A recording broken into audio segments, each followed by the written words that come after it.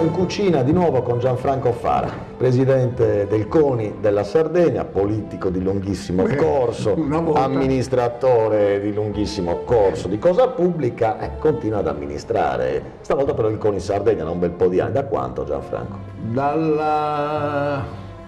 Te lo ricordi neanche 98, fine del 98. Cioè, tu guidi lo sport in Sardegna, l'attività motoria, tutto quello che riguarda sia l'agonismo che i dilettanti di tutte le federazioni. Tutte le federazioni sportive, 45 federazioni, 12 o 14 enti di promozione, più ci sono le discipline associate che sono tante, e in più naturalmente ci sono tutti gli atleti che fanno capo un po' al movimento del CONI, dirigenti, tecnici e compagnia bella. Dentro questo contesto naturalmente ci sono tutte le iniziative che il CONI porta avanti nel territorio regionale. Di quante persone parliamo secondo te? Tra atleti, dirigenti, accompagnatori? Nelle varie federazioni sportive siamo sull'ordine dei 120.000. Però ci sono anche un grande numero di atleti e tecnici che operano all'interno degli enti di promozione sportiva che sono più o meno lo stesso numero, 130-140.000, quindi parliamo di 250.000 c'è un'enorme fetta di regolarmente tesserati, non quelli che fanno sport per diletto oppure che vanno così a divertirsi o a correre nelle varie piazze o nelle varie strade della città.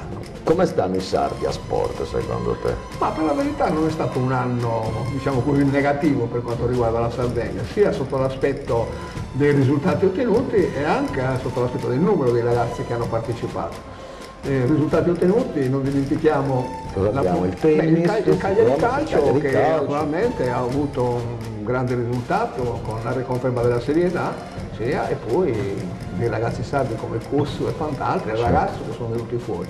Poi c'è la Dinamo Banca di Sardegna di Sassari che è stata promossa in A1, dignitosamente che comportandosi in questo campionato, e poi naturalmente ci sono tante altre discipline, vedi la pallamano, vedi la pallavolo, vedi la ginnastica che fra l'altro ha espresso un campione italiano dai ragazzi. Anche il windsurf, visto il windsurf club ha avuto ultimamente c'è stato anche il grande risultato che ha avuto Andrea Mura, che è un risultato a livello mondiale, che ha portato la Sardegna un po' in tutti... Tu non sei mai stato un presidente calciocentrico del CONI, vero? No, io arrivi più dal mondo dell'atletica tu. No, la pallacanestro. Però anche l'atletica... In parte, all'inizio della mia attività un po' mi interessavo, ma un po' tutte le discipline mi hanno sempre affascinato, un po' lo sport è stato, diciamo così, un veicolo dove io sono sempre stato bene, sono sempre corso, capito?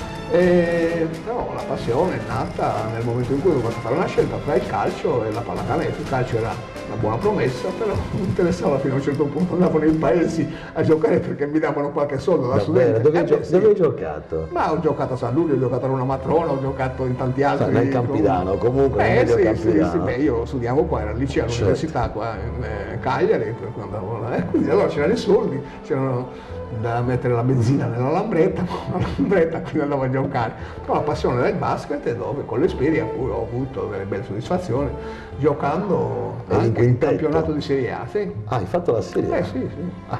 Insomma, risultati importanti. E oggi da ex atleta che suggerimento ti senti di dare alle società sportive? Perché spesso c'è il problema, non nascondiamolo, economico, proprio quello del denaro. Non è una cosa semplice, tanto facciamo una precisazione, ci sono molti presidenti e molti dirigenti di grosso livello, di grosso prestigio, per cui sanno ben gestire le loro società. Non è più come una volta che all'insegna dell'improvvisazione il primo genitore che era disponibile a dedicare un po' di tempo libero nella società, via, si buttava a capofitto e partiva. Adesso invece ci vogliono delle persone capaci, che abbiano una certa preparazione, che abbiano una certa formazione, perché ci sono delle responsabilità che si assumono nel momento in cui vanno a presiedere le società sportive, quindi non c'è più nulla all'insegna dell'improvvisazione. Prima che ti facessi il caffè tu mi hai parlato di progetti pilota, uno a Oristano in particolare. No, parlavo di tanti progetti che il CONI porta avanti su tutto il territorio, all'interno delle scuole, però ce n'è uno in particolare che è stato un protocollo d'intesa che è stato firmato dal ministro Gelmini con il presidente Petrucci, presidente nazionale del CONI,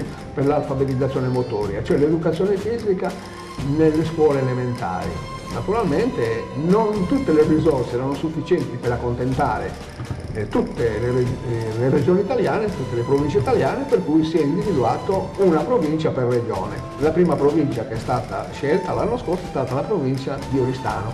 Quindi Oristano è stato un po' l'apripista in questa bella iniziativa. Come funziona operativamente questo progetto? Alfabetizzazione motoria, cioè si fa l'educazione fisica nelle scuole elementari, 20 ore la settimana, e non sono poche, e con istruttori laureati in scienze motorie che vengono individuati e scelti da un elenco che naturalmente sulla base di un bando di gara sia il CONI regionale che la direzione regionale scolastica pubblicano sul sito internet per indicare un po' tutto.